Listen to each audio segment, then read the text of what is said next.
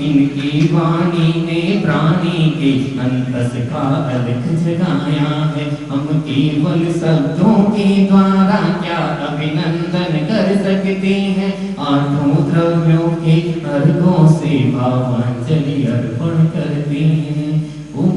परम विदुषी गणनीय का स्वस्ति विष्णु माता जी, परम पूजनीय आर्यकरत्न विशिष्टमती माता जी, सत्संग विराजमान के पावचारों में हम निरुपामी स्वाहा वंदनामि माता राम सुमंगल कमरा ओम एकांत विहारम दीप्त जलम करोमि। बंधुओं, आज दो शब्दों को हमें सुनना है। पूज्य गुरु माँ विशिष्टमती माता जी और गणनीय आर्य का स्वस्ति विष्णु माता जी का मंगल में प्रवचन भी हमें सुनना है। और आज हो सकता है पूज्य माता जी के मुखारबिंद से और कोई घोषणा हो जाए, क्योंकि पूज्य माता जी को संयम के मार्ग पर चलते हुए पूरे 25 वर्ष हो चुके हैं। और जब माता जी का चाहतपुर में प्रवेश हुआ था, जब भगवान प्रकट हुए, उसके बाद वापिस देवली में ही प्रवेश हुआ है। ये भी एक सौभाग्य है।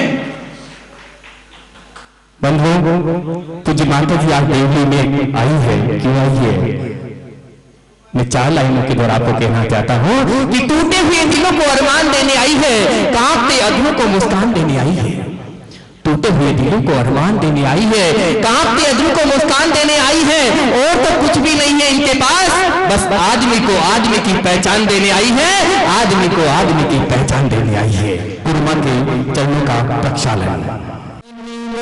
चंचल है कैसे मैं समझाऊं,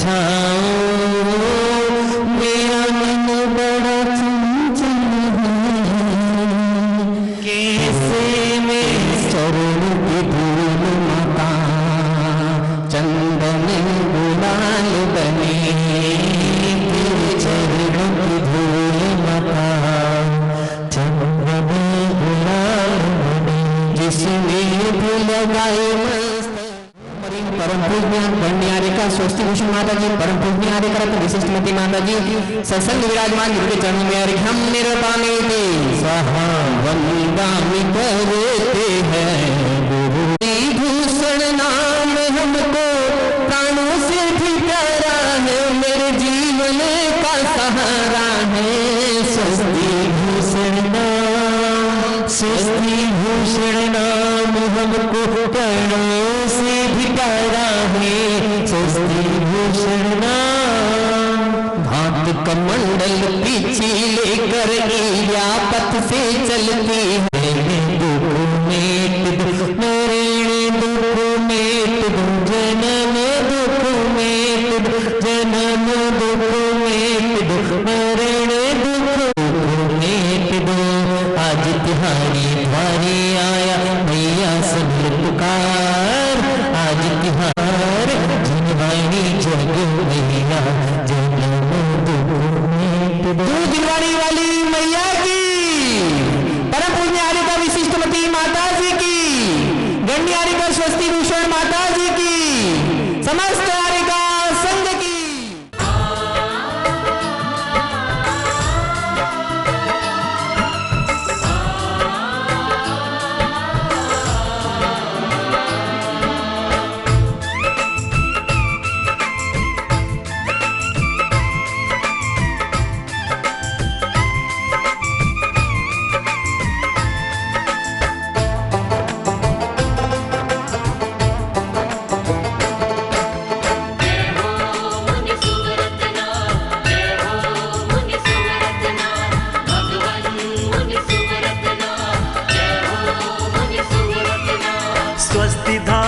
श्री मुनि सुव्रतनाथ ने अतिशय दिखाया है। स्वस्ति धाम में श्री मुनि सुव्रतनाथ ने अतिशय दिखाया है। राजस्थान के जहाजपुर में अनुपम जहाज आया है।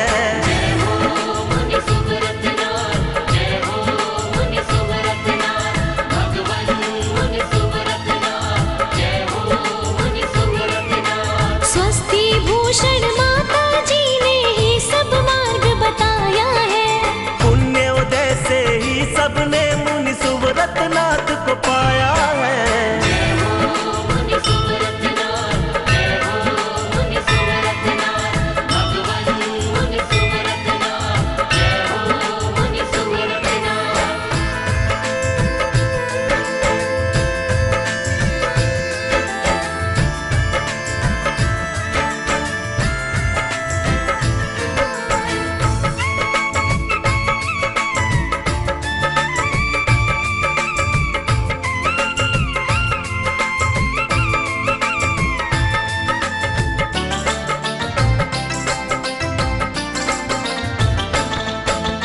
जब भूगर्भ से प्राप्त मूर्ति को प्रशासन ले जाने लगा,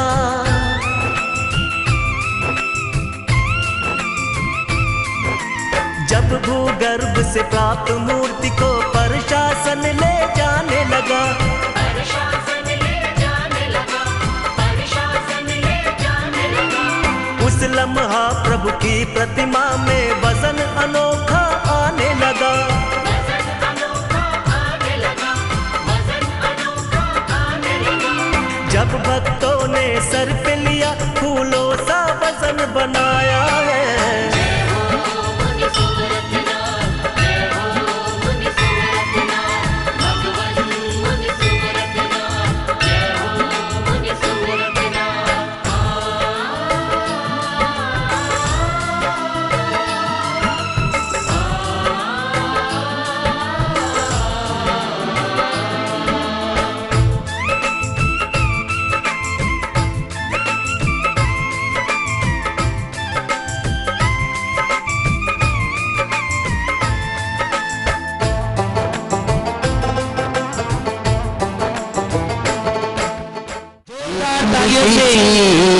अरे पीछे रे पीछे इतना बता तूने कौन सा पुण्य किया है, गुरु माँ ने खुश होकर के हाथों में थाम लिया है। पीछे बोलो ना, वो पीछे बोलो ना, वो पीछे बोलो ना, वो पीछे बोलो ना। पीछे रे पीछे, पीछे रे पीछे इतना बता तूने कौन सा पुण्य किया है। स्वस्ति भूषण माता ने गड़गड़ाहट नहीं रुकनी चाहिए। देखिए एक आरिका, किसी गढ़ आरिका माँ का एक ऐसा दृश्य बहुत कम देखने को मिलता है, बहुत कम देखने को मिलता है। कैसे अपने भावों को व्यक्त करें कि हम भी तो सब श्रावक कर सकते तो हम क्यों नहीं कर सकते। हम भी गढ़ आरिका माँ के चरणों में कुछ भेंट करना चाहते। तालियां, जोरदार तालियों से भावों की अनुमोदना करें। परम पूजा आरिका विशिष्टमती माता जी के समस्त संदेश के लिए शास्त्र में भेंट किया गया।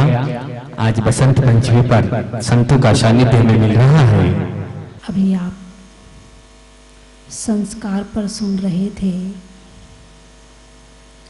संस्कार दिए जाते हैं। बचपन में बच्चों को संस्कार दिए जाते हैं। 8 वर्ष तक की अवस्था अज्ञान अवस्था है। 8 वर्ष से पूर्व की जो अवस्था है वो अज्ञान अवस्था है। यदि उस अवस्था में बच्चा गलती करता है तो बच्चे को तो लगता ही है पाप, लेकिन उनके माँ बाप को भी लगता है। और 8 वर्ष के बाद बच्चा यदि गलती करे तो वो पूरा पाप बच्चे को लगता है। यानी 8 वर्ष तक बच्चे को संस्कार देना ये एक माता पिता का कर्तव्य होता है। संस्कार देना और संस्कार लेना, अब यहाँ 2 बातें हो गई। संस्कार देने की चर्चा तो हमने आज तक बहुत करी है, सुनी है, ऐसा करना चाहिए, ऐसा करना चाहिए। संस्कार देने की बात सुनी है, संस्कार लेने की बात सुनी कि नहीं सुनी? मैं जैसे आप मुझे कुछ दो और मैं नहीं लेना चाहूँ तो मेरी मर्जी।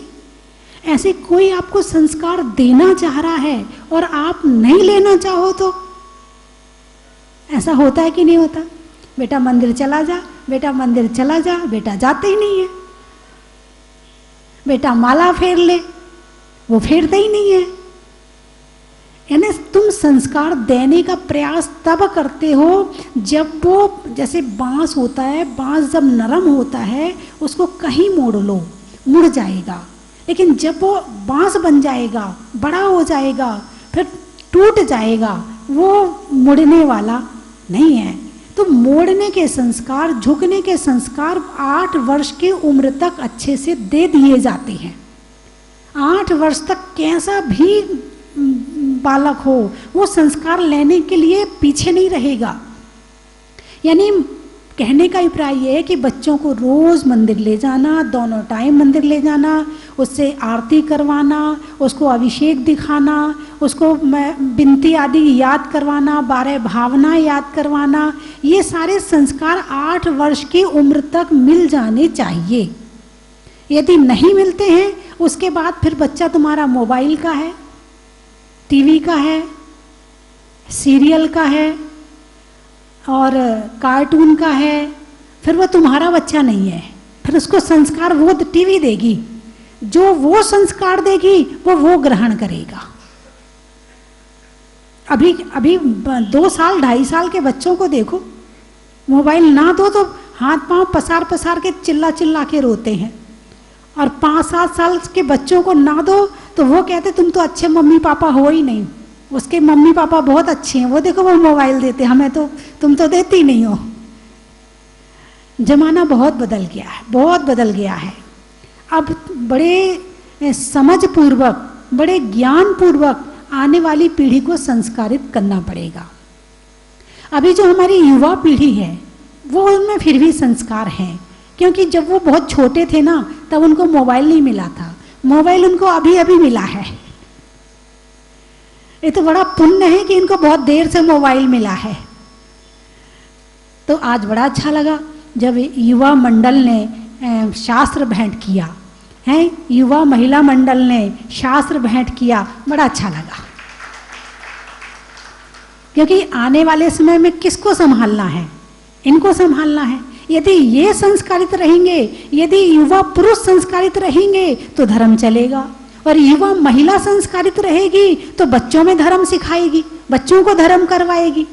तो इसीलिए इनका संस्कारित होना अत्यंत जरूरी है। इसीलिए 13 तारीख शनि अमावस दोपहर 1 बजे से यूथ सेमिनार, जितनी युवा महिलाएं पुरुष 18 वर्ष से लेकर के और 45, हाँ, क्योंकि भाई अभी 40 में कौन बूढ़ा होता है, 50 तक तो युवा रहते ही रहते हैं ना, तब तक तो संस्कार देने ही पड़ेंगे आपको, और आप लेने के लिए तैयार हैं और अच्छी बात है, फिर हमें देने में और आनंद आएगा। देने वाले को आनंद कब आता है? जब लेने वाले के चेहरे पर प्रसन्नता होती है। आपने कहा बेटा मंदिर चल, वो कहेगा हाँ पापा, तो देने वाले को प्रसन्नता हुई, चल मेरा बेटा तो एक बार में बात मान जाता है। आपने किसी को कुछ दिया, वही पुरानी चीज दे दी, हमेशा यही देती रहती हो। देने वाले का मन खुश होने वाला नहीं है, लेने वाला खुशी से ले। तो जब युवा खुशी से संस्कार लेने तैयार हैं तो इसी को ध्यान में रख करके वर्तमान समय में दिशा देना बहुत जरूरी हो गया है। और अभी अभी ये 2 साल पहले जागृत हुए हैं, इसके पहले तो ये भी सोए हुए थे। 2 साल पहले जब मैं सन 18 में चतुर्मास के पहले यहाँ आई थी, उस समय ये बहुएं तो जागृत थी, पुरुष जागृत नहीं थे, लड़के जागृत नहीं थे। लेकिन जब से मैं आई तब ये भी जागृत हुए, एक क्रांति आई। यानी युवा जागृत हो जाए तो क्रांति आती है, और वृद्ध जागृत हो जाए तो शांति आती है। हाँ हाँ, शांति तभी आएगी जब जागृत होंगे। जागृत का मतलब यही है कि एक अंदर की तरफ जाग रहा है और एक बाहर की तरफ जाग रहा है। एक जागा तो उसमें बाहर में क्रांति, क्रांति का मतलब लड़ाई नहीं, धर्म में एक बहुत बड़ा परिवर्तन, धर्म में एक बहुत बड़ी जागृति युवाओं के जागने से होती है। और बाकी धन कमाने के लिए तो क्या है, बहुत है संसार में, लेकिन मैं ये नहीं कह रही कि आप धन मत कमाओ, धन खूब कमाओ, इतना कमाओ, क्योंकि आप कमाएंगे तभी तो जैन धर्म की उन्नति होगी। जब दान देंगे तभी तो जैन धर्म की उन्नति होगी। तो धन के लिए मना नहीं कर रही, लेकिन उसके साथ साथ दिमाग में धर्म को भी रखो। और जब दिमाग में धर्म रहेगा, हृदय में धर्म रहेगा, तो समय मिलने में टाइम नहीं लगे, कहीं से भी समय निकल जाएगा। तो बंधुओं, यूथ सेमिनार, उसमें 18 वर्ष के लड़के लड़की और महिलाएं पुरुष 45 वर्ष तक के, हाँ 45 तक को मैंने युवा माना है, तो इसलिए 45 तक के उसमें शामिल होंगे और सभी अपना अपना नाम जरूर लिखाएं, ताकि जब वहाँ पर उपस्थिति हो तो मुझे लगे हाँ वास्तव में ये कुछ लेने के लिए आए हैं। और आप ये मत सोचना कि वहाँ क्या होगा, वहाँ जो होगा वो आपको लगेगा कि वास्तव में ये सेमिनार रखा गया है तो इसमें कुछ मिला है, क्योंकि इंसान यही तो चाहता है कुछ मिले, लेकिन मात्र धन नहीं, कुछ अच्छे विचार, कुछ जीवन की दिशा, कुछ उद्देश्य जीने का, जीवन जीने की दिशा मिल जाए तो जीवन में परिवर्तन अपने आप आ जाएगा। तो मैं एक बात कहना चाहूंगी कि जितने सास और ससुर हैं, बात समझ में आई कि नहीं, जितने सास और ससुर हैं 13 तारीख के दिन पिताजी कहेंगे बेटे से बेटा आज तू जा, और सास कहेगी बहू से बेटा आज तू जा, आज हम नहीं जाएंगे, आज तुझे भेजना है। यदि आज तू चली गई तो हमारे घर में रोशनी हो जाएगी, हमारे घर में धर्म का दीपक जल जाएगा। एक सास क्या चाहती है, उसकी बहू धर्मात्मा बने, एक पिता क्या चाहता है, उसका बेटा धर्मात्मा बने, और अकेले धर्म के साथ साथ और भी कुछ दिया जाएगा। यानी कि जो व्यवसाय में दिक्कत आती है, परेशानी आती है, जो जीवन जीने की दिशा नहीं मिलती है, लाइफ मैनेजमेंट, और उसके साथ में व्यापार के हिसाब से भी वहाँ पर चर्चा होगी। मोटिवेटर बुलाए जाएंगे, जो बड़े आप मोबाइल पर देखते रहते होंगे, बड़े फेमस है, जैन में कई बच्चे फेमस हैं, जैनियों ने भी बड़ी उन्नति करी है, जैनियों के विचार तो वैसे ही उच्च होते हैं, और मोटिवेटर बन जाए तो क्या कहना है उनका। तो ऐसे 2-3 जो अच्छे मोटिवेटर हैं उनको यहाँ पर बुलाया जाएगा, और उनके माध्यम से आपको दिशा निर्देशन दिया जाएगा, जिसमें आपका व्यापार भी होगा, आपका जीवन भी होगा और आपका धर्म भी होगा, जिसमें तीनों चीज मिलेंगी आपको। एक चीज मात्र धर्म के कारण नहीं, उसमें तीनों चीज आपको मिलेंगी। तो जितने सास और ससुर हैं वो अपने बहू और बेटा को भेजेंगे, और जिनकी शादी नहीं हुई है, लड़के हैं या लड़कियां हैं, वो अपने बच्चों को जरूर भेजें। 13 तारीख की दोपहर 1 बजे शुरू हो जाएगा, तो 12 बजे तो वहां पहुंचना ही पहुंचना है। कोई विशेष बंधन नहीं है, कोई विशेष शर्त नहीं है, बस उपस्थिति आपकी होगी और आपको वहां सब कुछ मिल जाएगा। माता जी ने भी बात संस्कार की है, तो ये भी एक संस्कार का कदम है। अभी चर्चा आई थी, बोले इस युवा सम्मेलन में तो टाइम अपन को कम मिला है, तो इसीलिए अपन अगले बार भी करेंगे, क्योंकि आज बहुत जरूरी है कि यूथ सेमिनार किया जाए इनको जगाने के लिए। क्योंकि जो दिन भर मोबाइल में व्हाट्सएप में लगे रहते, कहाँ दिमाग में धर्म आता है, जो दिन भर अपने व्यापार में लगे रहते, कहाँ दिमाग में धर्म आता है। तो जीवन में धर्म कैसे सेट करें ये भी बताया जाएगा, और धर्म से होता क्या है ये भी बताया जाएगा। तो बंधुओं, आज जो जहाजपुर की तरफ भगवान निकलने के बाद पहला कदम बढ़ाया था, आज वहां भगवान को मूल वेदी में विराजमान करके आज फिर से देवली आना हुआ है।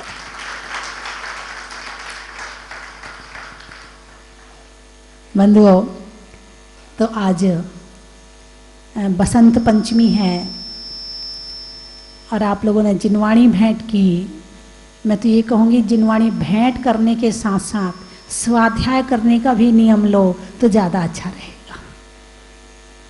जिनवाणी भेंट कर दी माता जी, आप पढ़ लो, है ना, फिर हमें सुना देना। अब प्रवचन में आप आए ना आप आए, टीवी में तो देख ही लेंगे आपको।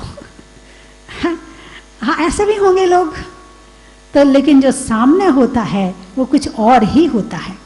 तो आज जहाजपुर जो भक्त आते हैं, दर्शन करते हैं, तो वहाँ पर मंदिर में तो भगवान विराजमान हो गए, लेकिन अभी और बहुत कुछ बाकी है, बहुत सारे कार्य बाकी हैं। अभी हमारे अध्यक्ष जी, नए अध्यक्ष विनोद जी बैठे हुए हैं, जहाजपुर स्वस्ति धाम के नए अध्यक्ष, अभी अभी ताजे ताजे।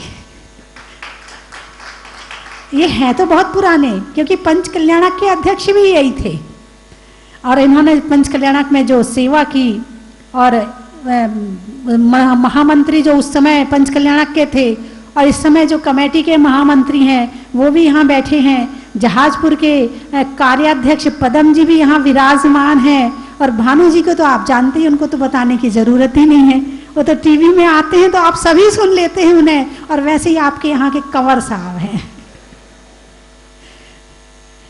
यदि यहाँ आएंगे तो यहाँ पर आपका स्वागत करेंगे और वहां जाएंगे तो आपका स्वागत करेंगे, दोनों जगह यही स्वागत कर रहे हैं। मैंने आज तो देख लिया इन्हें।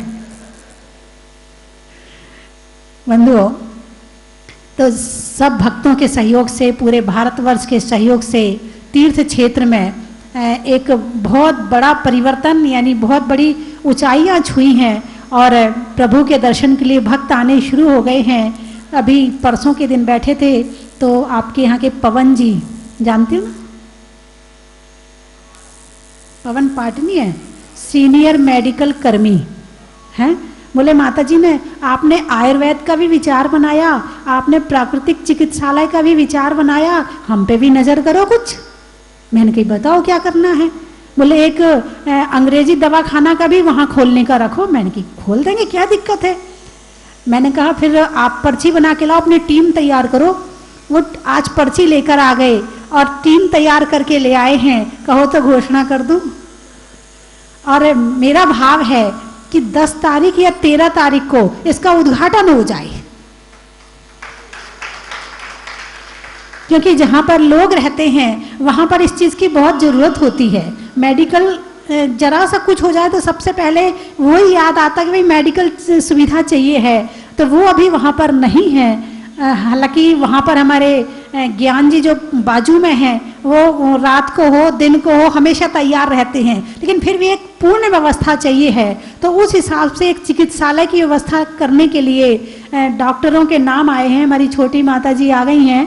तो आज जो टीम उन्होंने बनाई है कि सप्ताह में, महीने में एक एक दिन का टाइम देंगे, तो सबसे पहले डॉक्टर अनंत जैन का नाम लिखा है कि महीने में या सप्ताह में जो भी उनका फाइनल होगा एक दिन वहां पर टाइम देंगे और वहां बैठेंगे। अरे आप लोग ताली तो बजाते जाओ, वो तो सेवा कर रहे हैं, आपको तो केवल तालियां बजानी है। वो जाएंगे वहां देखेंगे। वहां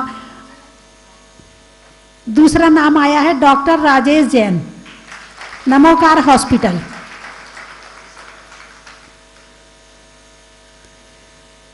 और तीसरा नाम आया है पवन जैन, वरिष्ठ सीनियर मेडिकल कर्मी। ये सब देवली के हैं, टोटल देवली के हैं। जिनेंद्र जैन, संजय कुमार जैन, वरिष्ठ कर्मी। नरेश जैन, वरिष्ठ मेडिसिन। आपकी तो तालियों में भी दम नहीं है, काम क्या करोगे आप, हैं।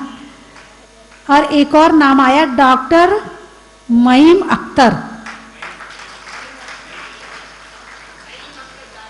जहाजपुर में है। वो हैं यहाँ के, जहाजपुर में अभी हैं पोस्टेड, और वो भी अपना सप्ताह में एक दिन वहां पर अपना टाइम देंगे। और ये कोई पैसे वाले डॉक्टर नहीं है वहां पर, वहां सब सेवा वाले हैं। एक दिन की सेवा भी उनकी बहुत बड़ी सेवा कहलाएगी। यदि कभी चोट लगती है और कोई आपको दवाई लगा दे तो कैसा लगता है, जिंदगी भर याद करते हो, हैं। जब एक बात और बताऊं मैं, जब मैं शिखर जी की वंदना करती थी तो साथ में जो लोग मेरे साथ जो परमानेंट चलने वाले थे उनके साथ में एक बैग होता था। उस बैग में पट्टी होती थी, वोलिनी होती थी, दर्द की गोली होती थी, और इस तरह की दवाइयाँ एक फर्स्ट एड रखवा के चलती थी। और यात्री बहुत होते थे। अब जो शिखर जी के पहाड़ पे कहाँ वहाँ ये सुविधा मिलने वाली है। और जब चलते चलते किसी को चोट लग जाए, कुछ हो जाए, भाई दो इन्हें। तो मुझे बड़ा अच्छा लगता था कि मतलब जरूरत पे यदि कभी कोई काम आता है उसको आप कभी जिंदगी में भुला नहीं सकते हो।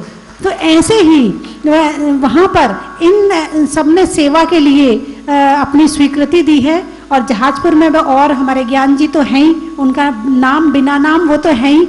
और इसके साथ और भी कोई यदि देना चाहे तो वो भी अपनी, और भी मैं बूंदी में 1-2 डॉक्टर और हैं जो परिचय में हैं, भीलवाड़ा में 1-2 डॉक्टर और हैं, तो सबका एक एक दिन का टाइम लेके वहाँ बिठाएंगे और पता चल जाएगा। स्पेशलिस्ट भी बैठेंगे वहाँ पर, जैसे अभी डॉक्टर अनंत जैन है, तो और भी इसी तरह से स्पेशलिस्ट भी बुलाएंगे वहाँ पर और सबका टाइम लेंगे। तो वहाँ पर आप लोग भी आ सकते हैं, सेवा लेने तो आ सकते हो। अरे बोलिए ना, आपसे तो लेने में भी कष्ट हो रहा मुझे लगता है, देने के तो मामला दूसरे का है, आपको तो लेने में भी कष्ट हो रहा है। चलिए, तो समय बहुत हो रहा है और आज अभी आए, अब चर्चा करते रहेंगे। थोड़े दिन तो रुकूंगी मैं यहाँ, हाँ थोड़े दिन तो रुकूंगी, ऐसा नहीं अभी आज आई हूँ तो अभी रुकूंगी थोड़े दिन यहाँ पर, इतनी जल्दी नहीं जा रही हूँ मैं। अब भगवान जी को मूल वेदी में बिठा के आई हूँ, अब तो तसल्ली है मुझे, अब कोई दिक्कत नहीं है। और वहाँ जितने हमारे सेवा करने वाले हैं वो भी अब प्रैक्टिस में आ चुके हैं कि कहाँ किस चीज़ की कैसी सेवा करनी है, उनकी भी प्रैक्टिस में वो भी आ चुके हैं, इसलिए अब मुझे तसल्ली, इसलिए ज़्यादा आकुलता नहीं है। जब नहीं था तो मुझे लगता था नहीं मुझे ऐसा करना, मुझे ऐसा करना, लेकिन अब कोई आकुलता नहीं है, अब तो आराम से भी रहेंगे। एक बात और बता दूं कि मैंने बहुत दिन से नमोकार मंत्र के जाप नहीं बिठाई है, देवली में बिठाई थी शायद, आप लोगों को याद है सबने खूब जाप करी थी, बड़ा आनंद आया था। तो वो जाप बिठाने का मन है मेरा 8 दिन का, तभी 1-2 दिन में फिर बता देंगे कि कब से बिठाना। दिन तो शुभ आज से शुभ हो ही गए हैं, बसंत पंचमी के दिन से वैसे ही अच्छे दिन शुरू हो गए हैं, तो अच्छे दिन में किया हुआ अच्छा जाप भी अच्छा फलदायी होता है। तो वो जाप कब करनी है मैं आपको बता दूंगी, और किस तरह से करनी है वो भी बता दूंगी, और जाप करने का क्या महत्व होता है वो भी बता दूंगी। सारा काम कर दूंगी, आप तो केवल जाप कर लेना बस, बाकी काम मैं कर दूंगी आपके लिए। चलने में पात का, मित्रों में साथ का, तीर्थंकरों में मुनि सुव्रत नाथ का, पंखा में झलने का, बच्चों में पलने का, भगवान के जमीन से निकलने का, हिंदी में मात्रा का, स्कूल में छात्रा का, आपकी जहाजपुर की यात्रा का, फूल में कली का, तपस्या में बाहुबली का, और आज देवली का। माता जी के आने से ही लगते हैं। टेलर में नाप का, गर्मी में ताप का, और करने में नमोकार की जाप का, बिजली में तार का, शास्त्र में समय सार का, और मंत्रों में नमोकार का, रोटी में घी का, हरियाणा में जी का, और देवली में विशिष्टमती माता जी का।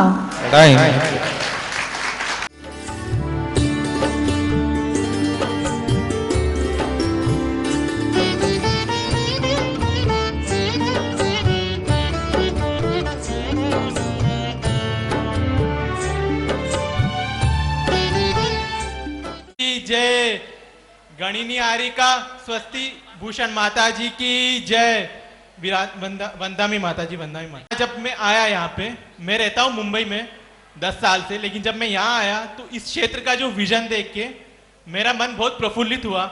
ऐसा क्षेत्र की कल्पना करना अपने आप में बहुत ही कठिन काम है, बट उस क्षेत्र को बनाना और चरितार्थ करना अपने आप में बहुत ही उच्च स्तरीय अलोकनीय परिकल्पना है, जो एक सच्चाई के रूप में हमें दिख रही है। आज मेरे भतीजे का जन्मदिन है, उसके उपलक्ष्य में हम लोग यहाँ आए थे, और आज जो शांति धारा हमने की है वो हमें बहुत ही ज्यादा प्रशंसा और सुख की अनुभूति हुई है। जय बोलो मुनि सुव्रतनाथ भगवान की जय। इस क्षेत्र का बहुत बड़ा महत्व है।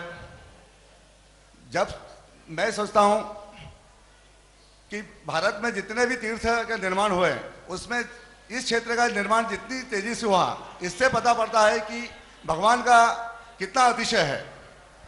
इसमें माता जी का भी बहुत बड़ा योगदान रहा है, जिनकी मेहनत और भगवान की अनुपम कृपा से यह क्षेत्र आज हमें इस रूप में दिखाई दे रहा है। मैं इस क्षेत्र पर दूसरी बार आया हूँ। जब इस क्षेत्र की आरती आती है रोज टीले भजन पर, तो मेरा पोता अरहन जो वो वहां पर खड़ा है वो नाचने लगता है। बिल्कुल जैसे ही आरती आई कि वो उसने नाचना चालू करता था। उसको यहाँ की आरती का बड़ा आनंद आता है। माता जी 3 लाइनों में जो बोलती रहती है उसको मैंने तत्काल एक बनाया है। मैंने पिछली बार भी आके सुनाया था, इस बार मैंने कुछ नया सा बनाया, उसके बारे में बताता हूँ।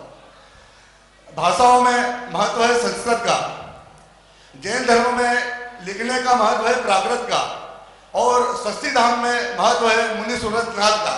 जय बोलो मुनि सुरतनाथ भगवान की जय। एक आभा मंडल पूरे इस, जैसे समोषण होता था ना, जैसे समोषण होता था, मूलनायक विराजमान है, चारों एक एक फूल की कली भी यहां मुस्कुरा रही थी। रात को जब यहां हमारा आगमन हुआ, मेरी माता जी के साथ मेरा आगमन हुआ, सभी वृद्ध महिलाएं जब आई, अवाक रह गया मन, जैसे स्वर्ग में साक्षात हम लोग स्वर्ग की ओर आ चुके हों, ऐसा सुंदर वातावरण लग रहा था। वास्तव में ये क्षेत्र का प्रभाव, इस क्षेत्र की मिट्टी का प्रभाव और पूजनीय मुनिषुनाथ भगवान की चमत्कार शक्ति का प्रभाव, उनका आभा मंडल इतना उज्जवल, इतना बड़ा और विशाल आभा मंडल था, ऐसे लग रहा था पूरा ये वायुमंडल, पूरा क्षेत्र वास्तव में ऊपर आकर स्वर्ग में शामिल हो गया हो। इतना सुंदर नजारा। इसके लिए मैं उन सभी ट्रस्टियों का, उन दान दातारों का, उनकी उदार मना हृदय का मैं तहे दिल से आभारी हूं, जिन्होंने अपनी चंचल लक्ष्मी का उपयोग करके इसको अनेकों अनेकों पीढ़ियों के लिए दर्शनार्थ बनाया है। सभी का बहुत बहुत धन्यवाद। एक बार पुनः माता जी के चरणों में बंदामी बंदामी बंदामी को बार बार वंदन और सभी संघ को वंदन, सभी महानुभावों को सादर जजमेंट। मैं पहली बार यहाँ आया हूँ, लेकिन मुझे ऐसा लग रहा है कि हम जो नाव से पार होने की बात करते हैं वो हम जहाज से पार हो गए हैं। ऐसा जहाज से पार हो गए हैं और हमारा भवसागर पार होगा, ऐसा हम आनंदित होते हो रहे हैं। मैं और मेरी पत्नी और मेरी बेटी हम आए हैं भोपाल से, जामने क्षेत्र से, सामने से अच्छे तरह से क्षेत्र का मैं दायित्व है मुझे देश का। मैं बार बार ये वंदना करता हूँ कि ऐसे कम समय में ऐसा क्षेत्र बन जाए ना, हमारे इंडिया में फर्स्ट माना जा रहा है, ऐसा मैं मानता हूँ। मैंने आज यहाँ करके देखा तो आनंद आ गया और अभिषेक किया, शांति धारा की बहुत ही अनुभव हुआ। सभी को धन्यवाद।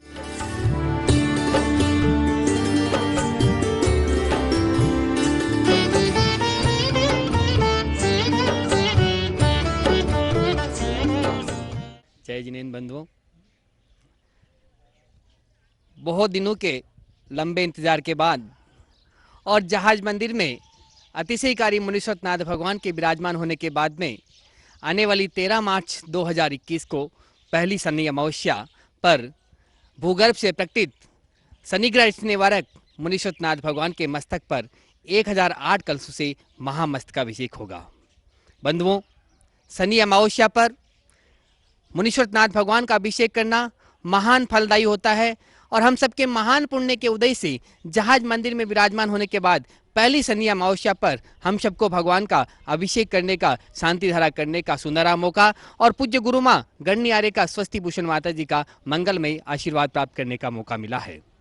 आप यहाँ पधारें और उस दिन बड़े बाबा का अभिषेक करें, शांति धारा करें। 4 तरह के कलश हैं। रजत कलश 5100 रुपये, स्वर्ण कलश 11,000 रुपये, हीरक कलश 21,000 रुपये और रत्न कलश 51,000 रुपये की न्योछावर राशि है। बंधु, मैं तो चाहता हूं आप यहां पधारे और स्वयं बड़े बाबा का अभिषेक करें, शांति धारा करें। लेकिन यदि आप नहीं आ सकते हैं तो भी आप अपने नाम से यहां पर कलश आरक्षित करवा सकते हैं। आपके नाम से अभिषेक, शांति धारा यहां पर होगी। उसी दिन दोपहर में 1 बजे से राष्ट्रीय युवा सेमिनार यहाँ पर होगा। एक यूथ सेमिनार होगा जिसमें 18 वर्ष से 45 वर्ष के युवक और युवतियां सब उसमें भाग ले सकते हैं। आप सभी इन कार्यक्रमों में सादर आमंत्रित है।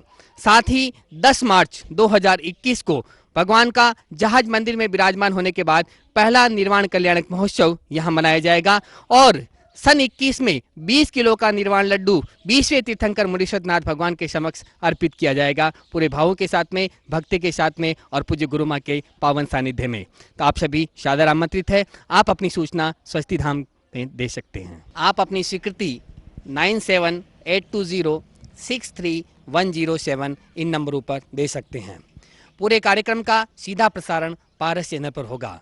धन्यवाद। कंचन की थाल को सजाओ रे आज, रत्नों की थाल को भर लाओ रे आज। आओ आओ करे रे गुणगान आरती भगवन की। आओ आओ करे गुणगान आरती भगवन की। आओ आओ करे रे गुणगान आरती भगवन की।